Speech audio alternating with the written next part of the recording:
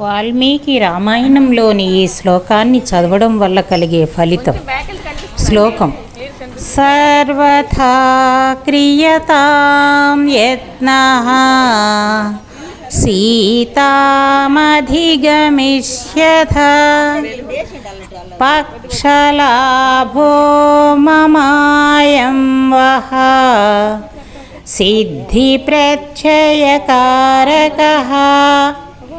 తీవ్ర అనారోగ్యం ఉన్నప్పుడు, ఎముకలు విరిగినప్పుడు అతుక్కోవడానికి, బలంగా తయారవ్వడానికి, ఆపదలు రాకుండా ఉండడానికి ఈ శ్లోకాన్ని నిత్యం పారాయణం చేయడం వల్ల మంచి ఫలితం ఉంటుంది.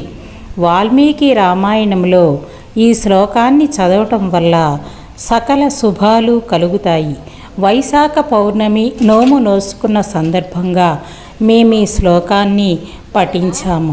మీరు కూడా పఠించండి. మీకు వీలైతే కామెంట్ సెక్షన్లో కామెంట్ చేయండి, లైక్ చేయండి, సబ్స్క్రైబ్ చేయండి.